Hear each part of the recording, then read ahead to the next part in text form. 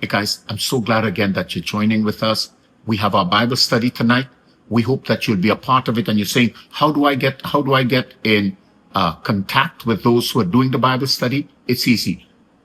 Wherever you find this, then just send us a direct message. We will send you the link for our Bible study. We'd love for you to be a part of our discussions. They're usually very exciting and very enthralling and really captivating. We hope you'd be a part of it.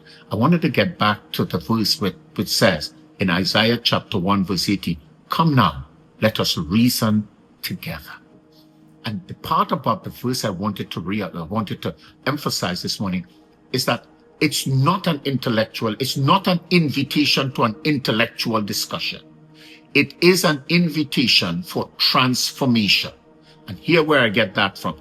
If we're reasoning together and it is so that we might be reconciled, it means that if it is so that we might confront the issues that have separated us, so that we might engage in meaningful dialogue that allows the emotions, the spirit, or every aspect of my life to seek reconciliation where there is no longer any barrier to the relationship.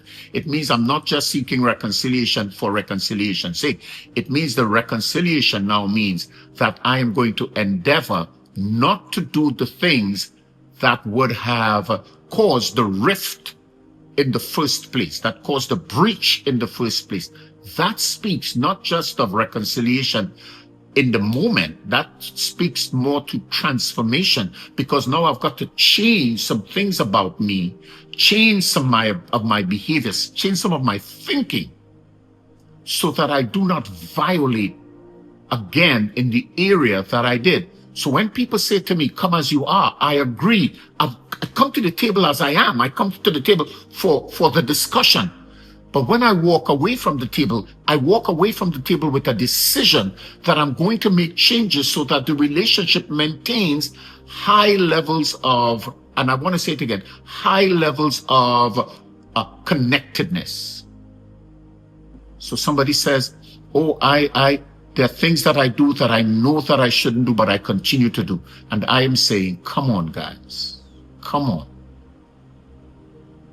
You can't reconcile without accepting the reality of transformation.